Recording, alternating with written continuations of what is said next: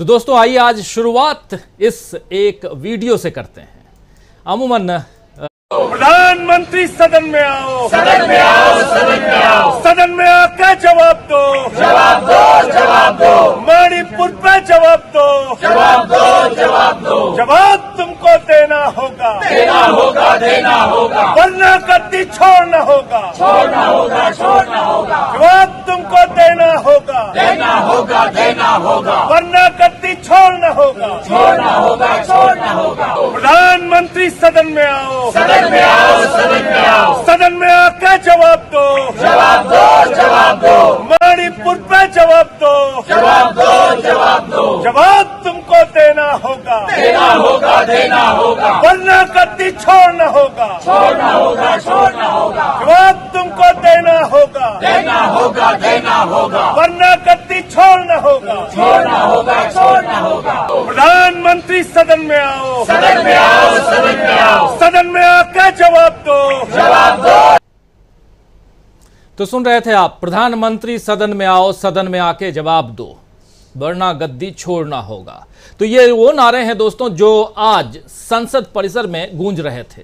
विपक्षी दलों का गठबंधन या इंडिया यानी Indian national developmental inclusive alliance के कई नेता आप यहां देख रहे हैं कि काले कपड़ों में हैं और वो नारे लगा रहे हैं कि प्रधानमंत्री चुप्पी तोड़ो, प्रधानमंत्री सदन में आओ। लेकिन संसद से दूर, सदन से दूर राजस्थान में प्रधानमंत्री नरेंद्र मोदी जनता को बता रहे थे कि यूपीए ही इंडिया है, INDIA है, और इंडिया ही यूपीए है। विपक्षी दलों ने सिर्फ नाम बदला है, काम उनका वही है। जरा सुन लेते हैं प्रधानमंत्री नरेंद्र मोदी राजस्थान में। लोगों को याद ना आए इसलिए इन्होंने अपना नाम UPA से बदलकर INDIA कर दिया और इतना लंबा कर दिया कि लोग भूल जाएं। UPA के नाम बदला है ताकि ये आतंकवाद के सामने घुटने टेकने का अपना पाप छिपा सके। इन्होंने नाम बदला है ताकि ये कर्ज माफी के नाम पर किसानों से विश्वासघात को छिपा सके। UPA नाम बदला है ताकि ये गरीबों के साथ किए गए छल कपट को छिपा सके। तो नाम बदला है इन्होंने, यानी यूपीए की बात कर रहे हैं, INDIA, इंडिया पूरा नहीं कह रहे हैं लेकिन INDIA कह रहे हैं प्रधानमंत्री नरेंद्र मोदी। और हैं कहां? तो राजस्थान में। आपको बता दूं कि मोदी जी पिछले 6 महीने में 7 बार, जी हां 7 बार 6 महीने में राजस्थान का दौरा कर चुके हैं। राजस्थान दिल्ली के करीब है, लेकिन मोदी जी के लिए तो हर राज्य ही करीब होना चाहिए। 7 बार न सही, कम से कम 1 बार तो वो मणिपुर जा ही सकते थे, लेकिन मणिपुर से अभी उन्हें कोई चुनावी फायदा नहीं मिलने वाला है। जबकि राजस्थान जाकर वहां के पैसों से, वहां पर जनता के पैसों से कहें तो करोड़ों के कामों की शुरुआत दिखाकर बीजेपी को सत्ता में लाने की कोशिशें की जा सकती हैं। इसीलिए चुनावी राज्य राजस्थान में मोदी जी बार बार पहुंच रहे हैं। इस बार उन्होंने अपने भाषण में इंडिया यानी विपक्षी मोर्चे को निशाने पर तो लिया ही और कहा कि इंडिया के लेबल से वो अपने पुराने कामों यानी UPA के समय के कारनामों को छुपाना चाहते हैं। अगर उन्हें सच में इंडिया की परवाह होती तो क्या वे विदेशियों को भारत में दखल देने के लिए कहते? उन्होंने एक बार नारा दिया था, Indira is India, India is Indira. ये सारी बातें प्रधानमंत्री नरेंद्र मोदी ने आज भाषण में कही है। उस समय जनता ने उन्हें उखाड़ फेंका था। इन अहंकारी लोगों ने फिर से ऐसा किया है। वे कहते हैं UPA ही इंडिया है, इंडिया ही UPA है। जनता एक बार फिर उनके साथ वैसा ही व्यवहार करेगी। ये बातें यहां दोस्तों इसलिए रख रहा हूं, इस भाषण को यहां आपके सामने थोड़ा सा पाठ सुनाया, थोड़ा सा उनके भाषण को यहां आपके सामने बता रहा हूं, इसलिए बता रहा हूं क्योंकि इस भाषण को सुन करके कोई नादान भी कह देगा कि ये चुनावी भाषण है। कल प्रधानमंत्री नरेंद्र मोदी साहब जो हैं, उन्होंने प्रगति मैदान में हवन के लिए समय निकाला था, वहां हवन किया था, वहां भी भाषण दिया। इससे पहले बीजेपी संसदीय दल की बैठक में भी वो भाषण दे चुके हैं और वहां भी इंडिया के बारे में बात कर चुके हैं और कह चुके हैं कि इंडियन मुजाहिदीन जो है, यानी कि इंडिया की तुलना इंडियन मुजाहिदीन से, इंडिया की तुलना वो ऐसे तमाम ईस्ट इंडिया कंपनी से, ऐसे तमाम अलग अलग ढंग से करने की कोशिश कर रहे थे जो कहीं ना कहीं नकारात्मकता को साबित करता है, देश के लिए पॉजिटिविटी नहीं लाता है। ऐसे चीजों से इंडिया का नाम जोड़ रहे थे प्रधानमंत्री नरेंद्र मोदी। पिछले 3 दिनों में लगातार इंडिया का राग अलापते हुए प्रधानमंत्री नरेंद्र मोदी दिखाई दे रहे हैं और जहां भी उनको मौका मिलता है वहां मोदी जी भाषण दे रहे हैं और वहां इंडिया की बात कर रहे हैं। लेकिन संसद के भीतर जुबान खोलने से प्रधानमंत्री नरेंद्र मोदी क्यों कतरा रहे हैं, यह सवाल तो पूछा जाएगा। कांग्रेस अध्यक्ष मल्लिकार्जुन खड़गे ने भी आज कहा है कि आज लोग जागृत हो गए हैं। आप टेंपल ऑफ डेमोक्रेसी यानी संसद में नहीं आते हैं मोदी जी, मगर राजस्थान में भाषण देते हैं। जरा सुनिए क्या कुछ कह रहे हैं कांग्रेस अध्यक्ष मल्लिकार्जुन खड़गे। आज लोग जागृत हो गए हैं और वो लड़ेंगे, लड़ते रहेंगे और तुम, इसका मतलब यही है तुम पार्लियामेंट, ये जो टेंपल ऑफ डेमोक्रेसी है, यहाँ पर बात नहीं करना चाहते हैं। आप जाके राजस्थान में मेडिकल कॉलेज ओपन करके पॉलिटिकल भाषण देना चाहते हैं। आप यहां टेंपल ऑफ डेमोक्रेसी यानी संसद में आप भाषण देना नहीं चाहते हैं, लेकिन दूसरी जगह जाकर के आप भाषण देते हैं, राजस्थान में भाषण दे रहे हैं। तो दोस्तों, बीजेपी पर लोकतंत्र को कलंकित करने का आरोप इंडिया के नेता लगा रहे हैं। आज इंडिया ने यह भी तय किया है कि उसका एक प्रतिनिधि मंडल 29 और 30 जुलाई को मणिपुर जाएगा। कल तो स्मृति ईरानी ने चीख चीख कर राहुल गांधी पर मणिपुर में आग लगाने का इल्जाम लगाया था। आपने सुना था, ब्लड प्रेशर बढ़ जाएगा, उनका भी, हमारा भी, आपका भी, इसलिए आज नहीं सुना पा रहा हूं। कल हमारे साथी प्रोफेसर अखिल स्वामी जी ने भी कहा था कि मत सुनाइए, तो उनकी बात का भी यहाँ ख्याल रख रहा हूं और स्मृति ईरानी जी के उस भाषण को आप लोगों के बीच नहीं ला रहा हूं।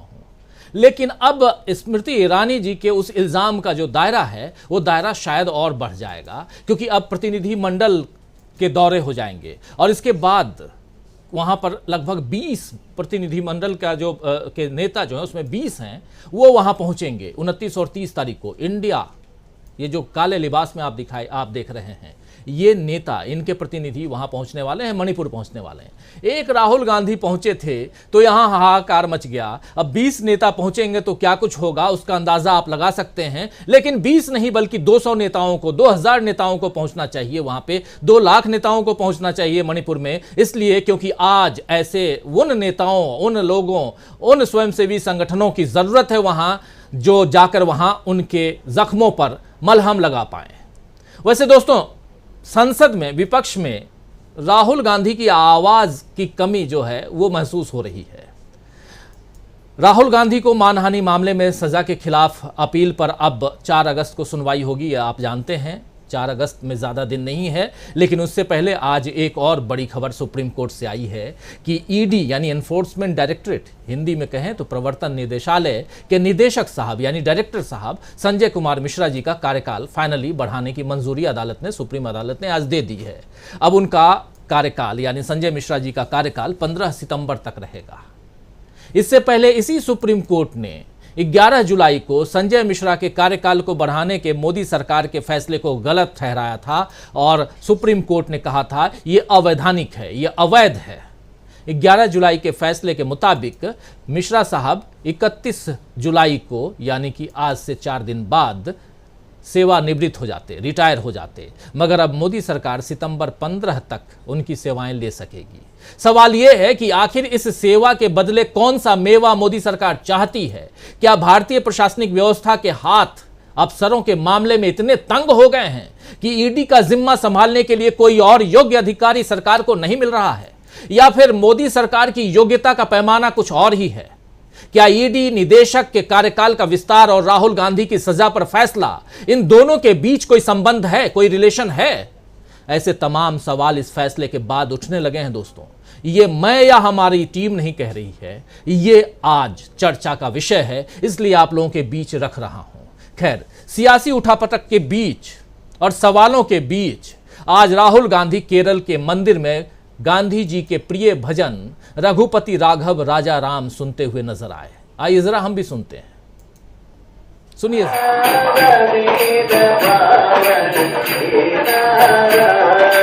रघुपति राघव राजा पावन सीता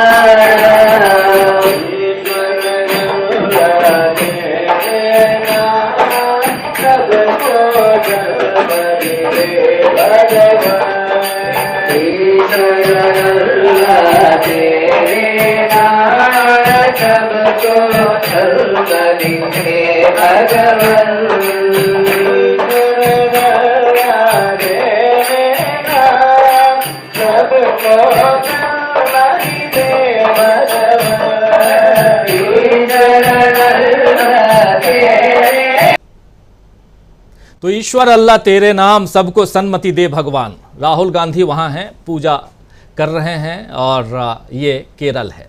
वैसे युवा कांग्रेस, इंडियन यूथ कांग्रेस जो है IYC के एक कार्यक्रम को, जो अभी 3 दिनों का कार्यक्रम बेंगलुरु में चल रहा है, उसको वर्चुअली आज राहुल गांधी ने संबोधित किया और राहुल गांधी ने बीजेपी और RSS पर बड़ा हमला बोला है।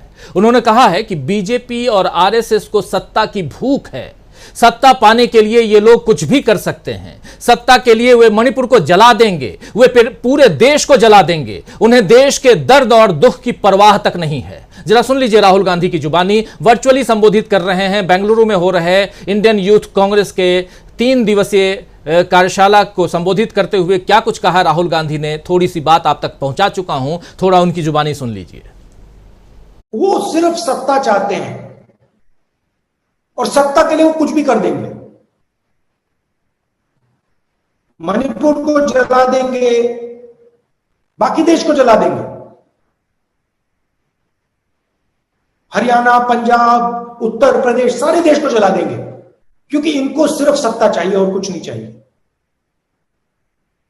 इनको देश के दर्द से कुछ फर्क नहीं पड़ता, दुख से कोई फर्क नहीं पड़ता, इनको सिर्फ सत्ता चाहिए। और ये लड़ाई है। एक तरफ आप बैठे हो, आप कांग्रेस पार्टी के भविष्य हो, आपके दिल में देश प्रेम है। जब देश को चोट लगती है, कहीं भी हो, मणिपुर में हो, तमिलनाडु में हो, जम्मू कश्मीर में हो, उत्तर प्रदेश में हो, कहीं भी हो, जब देश को चोट लगती है, देश के किसी नागरिक को चोट लगती है, चाहे वो हिंदू हो, मुसलमान हो, सिख हो, ईसाई हो, तमिल बोलता हो, बंगाली बोलता हो, आपके दिल में चोट लगेगी एकदम। आप उदास होगे, आपको पता भी नहीं लगेगा मूड क्यों खराब हो गया, मगर उनके दिल में ऐसी कोई बात नहीं है। आरएसएस के लोगों को, बीजेपी के लोगों को कोई दर्द नहीं हो रहा, कोई दुख नहीं है उनके दिल में, क्योंकि हिंदुस्तान को बांटने का काम यही करते हैं और सदियों से करे आ रहे हैं। तो ये आपकी लड़ाई है। तो अपनी बात रखते हुए राहुल गांधी यही नहीं रुके, बल्कि प्रधानमंत्री नरेंद्र मोदी पिछले दिनों लगातार इंडिया, जी हां, जो नया गठबंधन है विपक्षी दलों का, उस पर वार कर रहे हैं। थोड़ी देर पहले आपने सुना भी, UPA is India, India is UPA कर रहे हैं प्रधानमंत्री नरेंद्र मोदी। तो दूसरी तरफ प्रधानमंत्री पर पलटवार करते हुए राहुल गांधी ने साफ साफ इंडिया के बारे में भी अपनी बात रखी है। जरा सुन लेते हैं वो भी जल्दी से और आगे बढ़ते हैं, सुनिए। ऑपोजिशन अलायंस ने बहुत सुंदर नाम चुना।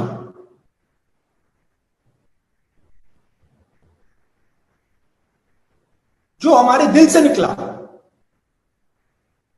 इंडिया। हम इंडिया हैं, और जैसे ही हमने नाम लिया, उसी इंडिया को नरेंद्र मोदी जी ने गाली देनी शुरू कर दी। उन्होंने यह भी नहीं सोचा कि मैं इस पवित्र शब्द हिंदुस्तान को गाली दे रहा हूं। इतना घमंड है, इतना अहंकार है।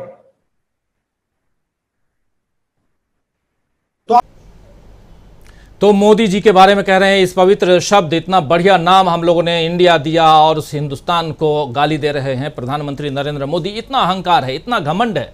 तो दोस्तों देश जो है, राहुल जो है वो देश के भविष्य पर मंडराते हुए खतरे को देख रहे हैं। और इधर आज संसद में काले कपड़ों में विपक्ष के नेताओं को देखकर पीयूष गोयल ने कहा है कि काले कपड़ों में ये लोग यानी विपक्ष जो है उस प्रगति को स्वीकार नहीं कर सकते जो भारत ग्लोबल स्तर पर देख रहा है। उनके पहनावे की तरह उनका भविष्य भी काला है। ये सत्ता पक्ष की बात है। भारत की संस्कृति और परंपरा में दुश्मन के लिए भी शुभकामनाएं दी जाती हैं। ये तो आप जानते हैं दोस्तों, हमारी संस्कृति हमारी परंपरा यही है कि दुश्मन भी है लेकिन उसके लिए भी अच्छा ही कहेंगे हम। लेकिन यहां आप सुनिए कि क्या कुछ कहा जा रहा है। राजनीतिक शिष्टाचार भी यही कहता है, लेकिन विरोध से डरती हुई बीजेपी इंडिया के नेताओं के भविष्य को काला बता रही है। समझना यहां मुश्किल नहीं है कि इतनी दुर्भावनाएं मन में भर करके ये लोग किस तरह पूजा पाठ करते हैं, किस तरह प्रधानमंत्री नरेंद्र मोदी जी चाहे कल जो हवन कर रहे थे या उससे पहले अभी महीना भर पहले जो हवन उन्होंने किया नए संसद भवन के उद्घाटन में, वो पूजा पाठ है। तो किस तरह आप पूजा पाठ करते हैं, किस तरह की भक्ति की बात आप करते हैं? सवाल तो आएंगे ना, सवाल कई आएंगे और न्यूज़ पॉइंट में उन्हीं सवालों को डिकोड करने की हम कोशिश करते हैं। बीजेपी की क्या बढ़ती हुई हताशा है ये, और इस हताशा पर राहुल का वार है। राहुल गांधी जो कह रहे हैं, जो अभी आप सुन रहे थे, ये बीजेपी की हताशा को क्या और बढ़ा रही है। बहुत कुछ है।